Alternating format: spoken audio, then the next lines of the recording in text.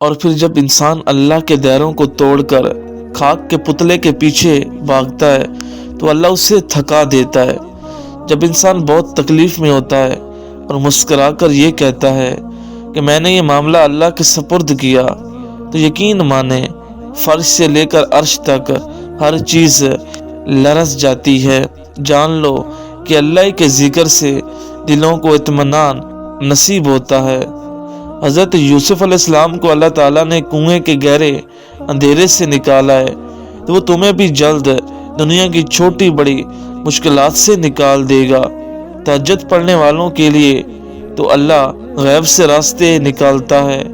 لوگوں، اپنے رب کے غضب سے بچو۔ تم کسی بھی انسان کو برا نہ سمجھو، شاید وہ ویسا نہ ہو جس طرح تم سمجھتے ہو۔ حقیقی علم تو اللہ تعالیٰ کے پاس ہے، تم تو لا علم ہو۔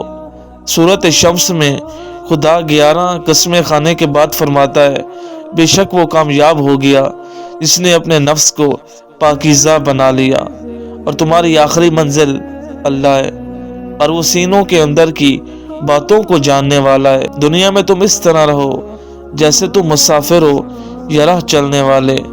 کتنی امید ہے نا اس آیت میں۔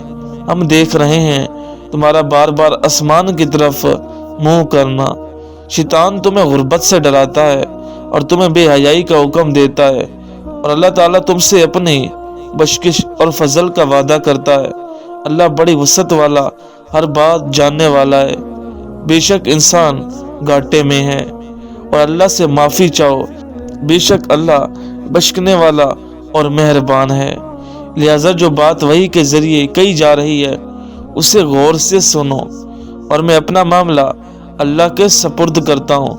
بے شک میرا رب دعاؤں کو سننے والا ہے۔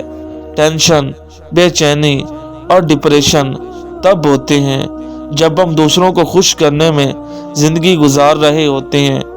جب انسان دوسروں کی جگہ پر کھڑا نہ ہو تب تک اسے پوری بات سمجھ ہی نہیں آتی۔ رشتے احساس سے بنتے ہیں، رنگ، نسل اور چال دیکھ کر تو جانور خریدے جاتے ہیں۔ لوگوں سے ڈرنا چھوڑ دو، کیونکہ عزت اللہ دیتا ہے، لوگ نہیں۔ دل سے تم دعا کرو اور عرش والا نہ سنے، ایسا کبھی ہو ہی نہیں سکتا۔ یقین رکھو اللہ نے کچھ دروازے بند کیے ہیں تو اس نے اب بھی تمہارے نصیب میں گنجائش باقی رکھی ہے کہ تم شدت سے مانگو اور وہ ہر دروازہ کھول دے۔ آسمان پر اللہ جانتا ہے کہ اس کا بندہ انتظار کر رہا ہے، اور وہ یقیناً آپ کو مایوس نہیں کرے گا۔ اللہ کے فیصلے تمہارے خوابوں سے بھی بہترین ہیں۔ یقین رکھو وہ ہر خواب پورا کر دے گا تمہارا۔ جب تم اس کی چاہت کو اپنی چاہت بنا لیتے ہو، پھر ایک وقت آتا ہے وہ تمہیں تمہاری چاہت سے ملوا دیتا ہے۔ جب تم اپنی نیند قربان کر کے اس کے در پر جاتے ہو، کہ تمہیں وہ خالی ہاتھ لوٹائے گا؟ نکال دو اپنے دل سے ہر وسوسے کو، وہ اپنے بندوں کو کبھی خالی ہاتھ نہیں بھیجے گا۔ تم مانگتے وہ ہو جو تمہیں بہتر لگتا ہے، مگر اللہ تمہیں وہ عطا کرتا ہے جو تمہارے لیے سب سے بہترین ہوتا ہے۔ بات صرف اس پر آنکھ بند کر کے یقین رکھنے کی ہے، وہی ہے جو تمہیں دے سکتا ہے اور کوئی نہیں۔ نماز فرض سمجھ کے نہیں، محبت میں پڑھو۔ زمین پر سر ٹکرانے کو نماز نہیں کہا جاتا۔ ہم فانی دنیا میں کھو گئے، اللہ کو بھول جاتے ہیں، لیکن وہ تو اللہ ہے، ہمیں اپنے قریب ہی کر لیتا ہے۔ ہمارا غم ہی ہمیں اللہ کے قریب لے جاتا ہے۔ تمہیں عبادت جب محسوس ہونے لگے، سمجھ جاؤ اللہ مل گیا۔ اللہ دیکھ رہا ہے، اللہ سن رہا ہے۔ جب سب جانتے ہو پھر دل میں وسوسے کیوں؟ یقین رکھو اپنے در سے خالی ہاتھ جانے نہیں دیتا اللہ۔ ایک وہی تو ہے جو ہم سے بے لوث محبت کرتا ہے، وہی تو ہے جو ہماری خاموشیوں کو بھی سمجھ لیتا ہے۔ وہ تو تب بھی ہماری سنتا ہے جب ہم خود کو بھی کچھ کہہ نہیں پاتے، تو پھر کیسی نا امیدی۔ یقین رکھو وہ تمہیں روتا ہوا نہیں چھوڑے گا۔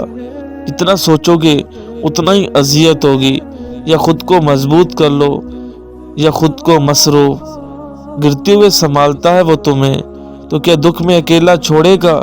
وہی ہے جو ہر پل میں تمہارا ساتھ دیتا ہے جب سب چھوڑ جاتے ہیں۔ صبر کرنا مشکل ہے، لیکن کبھی سوچا ہے جب وہ چیز تمہیں اللہ دے گا اس کی خوشی کتنی ہوگی؟ हमारा अल्लाह पर यकीन ही हमारे लिए कुन के सब रास्ते खोलता है। अल्लाह जब आजमाइश में डालता है तो सब्र भी देता है। फिर ये फिक्र कैसी? अल्लाह पर यकीन रखो, वो अकेला नहीं छोड़ेगा। बहुत जल्द तुम्हें तुम्हारी हर दुआ कबूल होती नजर आएगी। हर आजमाइश सजा नहीं होती, कुछ आजमाइशें हमारे हक में होती हैं, बस हम समझ नहीं पाते। ये भी तो हो सकता है वो कुन कहे और तुम्हें अपने करीब कर ले। तहज्जुद तक पहुंचने वालों के लिए मुआज़े भी इंतज़ार करते हैं। जब ज़मीन वाले तंग करने लगें तो अर्श वाले से अपने राब्तों को मजबूत कर लेना चाहिए। क्या ये किसी मुआज़े से कम नहीं कि अल्लाह ने तुम्हारे नसीब में तहज्जुद जैसी इबादत लिख दी है? जब दुआ मांग ली है तो ये बेचैनी क्यों? सब्र करना मुश्किल ज़रूर है, मगर जब यही दुआएं तुम्हारे सामने पूरी होंगी तब तुम खुद को कहोगे काश सारी ज़िंदगी सब्र करते। तो रास्ता अल्लाह तुम्हारे लिए चुन लेता है, बस वही रास्ता सबसे बेहतरीन होता है। इसी रास्ते पे आंख बंद करके चलना शुरू कर दो। किसी का साथ मिले ना मिले, अल्लाह साथ लाजिम है। जिस चीज़ पे दिल अटक जाता है अल्लाह उसी चीज़ से आजमाता है। हमारा सब्र, हमारा यकीन, हमारा तवक्कुल। दुआएं तो सब्र मांगती हैं। जब हम सब्र ही नहीं करेंगे और दिल में तड़प नहीं रखेंगे तो कैसे खोलेगा वो कबूलियत के दर?